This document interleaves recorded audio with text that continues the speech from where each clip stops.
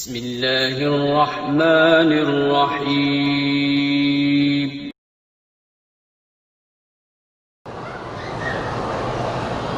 کہتے کچھ سید جو ہیں اپنی لڑکی کا رشتہ کسی دوسری قوم میں نہیں کرتے، یہ بے وقوفی والی بات ہے، ضد ہے بس کہ ہم سید ہیں۔ پہلی بات یہ ہے کہ سید قوم ہوتی نہیں، یہ سید کیسے ہو گئے؟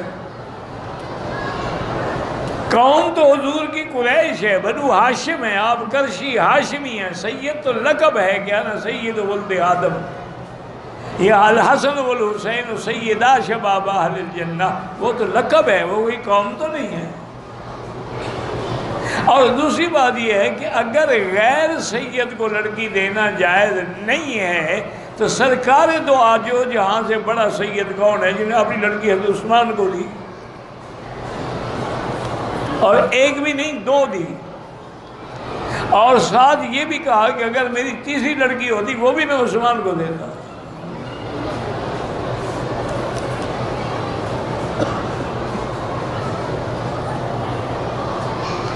میرا پہلے حمل ضائع ہو گیا تھا، اب میں حاملہ ہوں، ڈر لگا رہتا ہے۔ یہ ڈر جو ہے نا اسی وجہ سے حمل ضائع ہو جاتا ہے۔ اللہ پہ چھوڑ دو، ڈر کس بات کا؟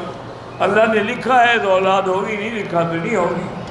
بہرحال قرآن میں ایک آیت ہے ان اللہ یمسک السماوات والارض ان تزولا ولئن زالتا لئن امسکہما من احد من بعد، یہ آیت پڑھ کے دعا مانگا کرو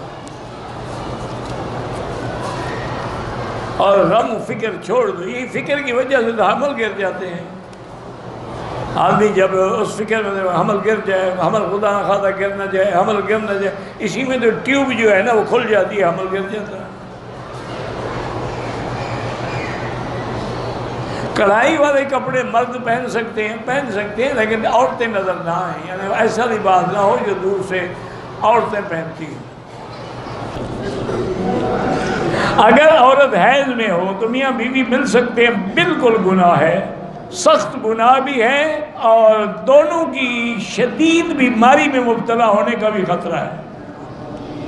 توبہ کرے، استغفار کرے، بلکہ ایک حدیث میں ہے کہ کم از کم کچھ صدقہ و خیرات بھی کرے تاکہ گناہ معاف ہو جائے۔ عورت کا بدن تو دیکھ سکتے ہیں لیکن مباشرت حرام ہے، یہ تو قرآن کا مسئلہ ہے۔ یسألونک عن المحیض، اللہ کے نبی آپ سے پوچھتے ہیں حیض والی، قل هو اذن، یہ اذا ہے، فاعتزلوا النساء فی المحیض، حیض میں ان کے قریب نہ جاؤ۔